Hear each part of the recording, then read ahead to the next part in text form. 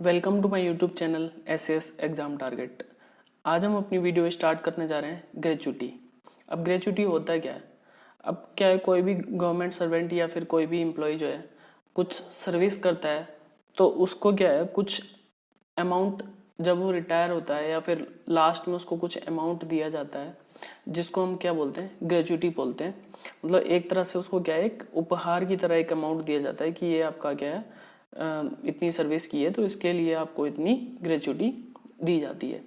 अब इसमें आज हम 5 टॉपिक पढ़ेंगे। पहला, सर्विस ग्रेचुटी क्या होती है। सेकंड, रिटायरमेंट ग्रेचुटी क्या है। डेथ ग्रेचुटी कितनी मिलती है। फिर एक रेसिड्यूरी ग्रेचुटी होता है, ये क्या होता है। और लास्ट, फैमिली में कौन कौन आता है। ये सारे ही टॉपिक बहुत ज़्यादा इंपॉर्टेंट हैं, तो आप जो है लास्ट तक वीडियो देखते रहिए। फर्स्ट हम स्टार्ट कर रहे हैं अपना सर्विस ग्रेचुटी। सर्विस ग्रेचुटी में क्या होता है, इसमें एलिजिबिलिटी क्या होती है। सर्विस ग्रेचुटी अगर जिसने 10 इयर्स की सर्विस, अपनी क्वालिफाइंग सर्विस कंप्लीट की है, उसको क्या मिलती है, सर्विस ग्रेचुटी मिलती है। अब क्वालिफाइंग सर्विस कैसे कैलकुलेट करते हैं, मैंने अपनी लास्ट वीडियोज़ में बता रखा है, तो आप जो है जाके प्लेलिस्ट में चेक कर सकते हैं। Next, service gratuity is an addition to retirement gratuity. अब सर्विस ग्रेचुटी क्या होती है, ये रिटायरमेंट ग्रेचुटी के एडिशन में दी जाती है जिसने 5 इयर्स की सर्विस क्या कर ली हो, अपनी क्वालिफाइंग सर्विस कंप्लीट कर ली हो। मतलब रिटायरमेंट ग्रेचुटी तो मिलेगी है ना, सर्विस ग्रेचुटी भी उसको दी जाती है। Who completed 4 years and 9 months also considered as 5 years of qualifying service। जिसने अपने 4 years 9 months कंप्लीट कर लिए हैं उसको भी क्या है, 5 years क्वालिफाइंग सर्विस ही उसको कंसीडर किया जाता है। ये मैंने बताया था लास्ट टाइम कि क्वालिफाइंग सर्विस जब कैलकुलेट करते हैं तो अगर 3 months से ज़्यादा है या 3 months के बराबर है तो उसको क्या है, नेक्स्ट 6 month ही कैलकुलेट कर लेते हैं कि उसकी एक क्वालिफाइंग सर्विस हो गई। तो उसी के बेस पे क्या है, अगर 4 years 9 months है तो उसको भी 5 years मान लेते हैं। Next, no pension is admissible to permanent employ who retires before 10 years of qualifying service.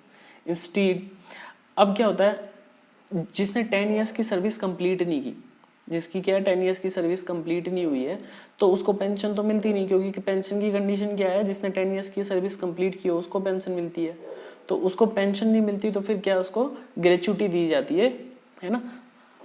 Next, amount. अब कितना अमाउंट मिलेगा सर्विस ग्रेचुटी का। सर्विस ग्रेचुटी का जो अमाउंट होता है वो होता है हाफ ऑफ मंथली इमोल्यूमेंट्स। किसका, हाफ ऑफ मंथली इमोल्यूमेंट्स। अब इमोल्यूमेंट्स में क्या क्या आता है, इमोल्यूमेंट्स में इसमें बेसिक पे आता है, डीए आता है, अगर नॉन प्रैक्टिसिंग अलाउंसेस है तो वो भी आएगा। नॉन प्रैक्टिसिंग अलाउंसेस मैंने बताया था कि जो डॉक्टर्स होते हैं उनको मिलता है, तो ये सबको नहीं मिलता non practising allowances, maximum case में बेसिक पे और डीए ही होता है। तो क्या है, मंथली इमोल्यूमेंट्स का हाफ मिलेगा for every 6 month period of qualifying service. Every 6 month of period of qualifying service का मिलता है। अब इसकी कैलकुलेशन एक एग्जांपल के बेस पे देख लेते हैं हम कि बेसिक पे अगर किसी की 60,000 है और डीए इस टाइम अभी कितना है, 34% चल रहा है जून 2022 में, तो उसके बेस पे क्या हमने निकाला इसका, तो कितना आ गया 20,400। और क्वालिफाइंग सर्विस अगर मान लो किसी की कितनी है, किसी ने 9 years की क्वालिफाइंग सर्विस की है, तो उसकी अगर हम क्वालिफाइंग सर्विस 6 मंथली निकालेंगे तो कितनी आएगी, 18। कितना आ जाएगा, 18 आ जाएगा।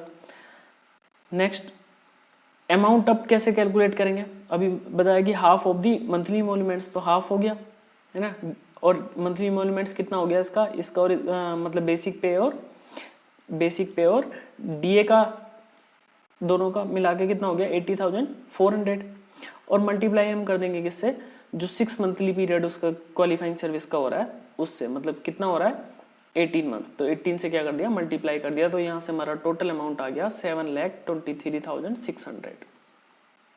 सेकेंड आता है हमारा रिटायरमेंट ग्रेचुटी। अब रिटायरमेंट ग्रेचुटी में क्या होता है, रिटायरमेंट ग्रेचुटी क्या है, कम से कम क्या है 5 years की क्वालिफाइंग सर्विस तो कंप्लीट होनी चाहिए तभी उसको रिटायरमेंट ग्रेचुटी मिलती है। ये क्वेश्चन बहुत बार पूछा गया है कि रिटायरमेंट ग्रेचुटी कितने ईयर्स की सर्विस कंप्लीट होने पे मिलती है, तो कितना, कम से कम 5 years की सर्विस क्या उसकी कंप्लीट हुई होनी चाहिए। अब रिटायरमेंट ग्रेचुटी में अमाउंट हम कैसे कैलकुलेट करते हैं, अभी हमने देखा सर्विस ग्रेचुटी में क्या किया था, 1/2 किया था, लेकिन इसमें कितना करते हैं, 1/4 करते हैं of emoluments for each 6 monthly qualifying service, मतलब सेम कंडीशन वैसी है, बस यहाँ पे कितना हो जाना, 1/4 हो जाना है। और इसमें जो सबसे मेन चीज़ है याद रखने वाली कि रिटायरमेंट ग्रेचुटी जो है 16.5 टाइम्स से ज़्यादा नहीं होनी चाहिए, या फिर 25 लैक्स। अब इन दोनों में से जो भी कम होगा उतनी दी जाती है, जो भी इन दोनों में से कम होगा उतनी दी जाती है। और क्या है ये 20 लैक्स तक क्या है, टैक्स फ्री होती है। रिटायरमेंट ग्रेचुटी क्या होती है, टैक्स फ्री होती है। कब तक, 20 लैक्स तक। कैलकुलेशन इसकी सेम है वही कि emoluments divide by 4 into 6 monthly qualifying service, जो भी जितनी भी निकल रही होगी। नेक्स्ट आता है हमारा डेथ ग्रेचुटी। अब डेथ ग्रेचुटी में क्या है, सर्विस किसने कितनी कंप्लीट की उसको कितना मिलेगा, ये है। अब इसमें देखते हैं हम, सर्विस जिसकी लेस देन 1 ईयर है उसकी 2 टाइम्स ऑफ मंथली इमोल्यूमेंट्स मिलेगा, 2 टाइम्स ऑफ मंथली इमोल्यूमेंट्स। और जिसका 1 से 5 ईयर्स कंप्लीट किया उसको 6 टाइम कितना मिलेगा, 6 टाइम। और जिसने अपना 5 से 11 ईयर्स कंप्लीट किया है उसको 12 टाइम्स, जिसने 11 से 20 किया है उसको 20 टाइम्स। पहले यहाँ तक का देखते हैं, 20 ईयर्स का बाद में बताता हूँ।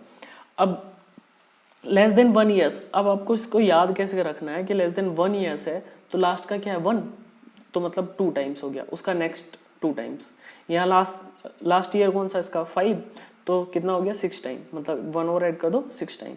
यहाँ लास्ट ईयर कितना 11, तो यहाँ पे कितना हो गया तुम्हारा 12 टाइम्स।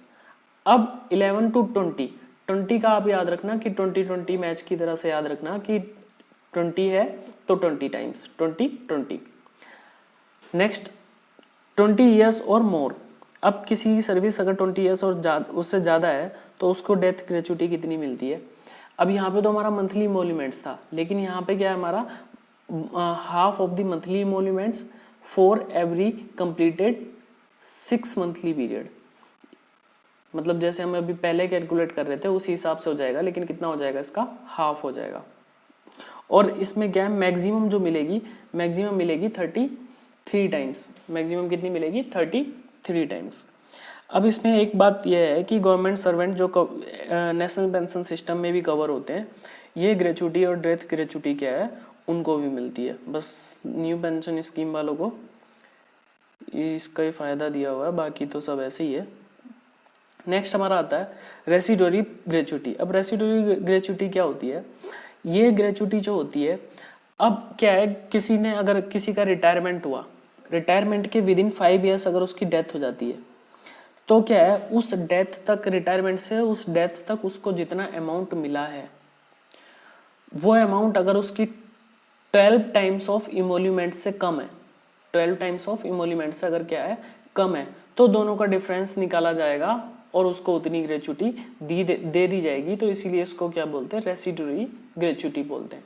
अब इसका कैलकुलेशन कैसे करते हैं, जैसे कि 12 टाइम्स ऑफ मंथली इमोल्यूमेंट्स हो गया है ना। इसका हमने देखा कि अगर किसी की डेथ 5 ईयर्स से पहले हो जाती है रिटायरमेंट के बाद, तो हमने देखा कि इसको 12 मंथ्स का मंथली इमोल्यूमेंट्स कितना आएगा वो निकाला। उसके बाद हमने देखा कि जब तक उसकी डेथ हुई है तब तक उसने अमाउंट कितना रिसीव किया है, पेंशन के थ्रू या फिर सर्विस ग्रेचुटी के थ्रू या फिर डियरनेस रिलीफ या फिर रिटायरमेंट ग्रेचुटी में कितना मिला, या फिर अगर उसने क्या किया है पेंशन का कम्यूटेशन अमाउंट किया है तो वो सारा कैलकुलेट करके हम देखेंगे। अगर वो 12 मंथ से क्या है कम है तो इसका और इसका जो डिफरेंस होगा वो उसको मिल जाएगा। एक एग्जाम्पल के बेस पे हम देखते हैं। बेसिक पे अगर किसी की 60,000 है, डीए 34% अगर चल रहा है तो दोनों का अमाउंट इतना हो गया, तो मंथली इमोल्यूमेंट्स उसका कितना हो गया, ये 60,000 और प्लस 20,400 मतलब 80,400 हो गया।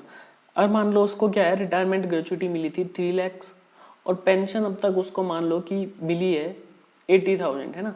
ये मैं अभी करेक्ट नहीं बता रहा हूँ, ये सिर्फ मैंने ऐसी अमाउंट ले लिए हैं, कैलकुलेशन करेंगे तो हो सकता है इसका इधर उधर कुछ निकले। लेकिन अगर मान लिया कि पेंशन उसको अभी तक 80,000 मिली है तो इसका हम अमाउंट निकाल के देखते हैं। अगर हम देखते हैं कि 12 मंथ से अगर इसके इमोल्यूमेंट्स से मल्टीप्लाई करेंगे तो कितना आएगा, और अभी तक उसको जो मतलब रिटायरमेंट के बाद जो उसको रिसीव हुआ है उसको हमने देख लिया। मान लिया कि रिटायरमेंट ग्रेचुटी 3 लाख मिली थी तो रिटायरमेंट ग्रेचुटी निकाल ली, और पेंशन अभी तक उसको 80,000 मिली है तो ये 1000 कर लिया, इन दोनों को ऐड कर लिया, फिर हमने निकाला इसका डिफरेंस। डिफरेंस जो निकला वो निकला कितना, 11,84,800। तो क्या है, अगर डेथ उसकी 5 ईयर्स से पहले हो जाती है, 5 ईयर्स से क्या है पहले हो जाती है, तो उसको इतना अमाउंट, फिर उसकी फैमिली को इतना अमाउंट और दिया जाएगा। नेक्स्ट आता है हमारा फैमिली में। अब फैमिली में कौन कौन आता है वो देखते हैं। फैमिली में आप एक चीज ये याद रखना कि ग्रेचुटी के टर्म्स में क्या है, फैमिली में लगभग सभी आ जाते हैं।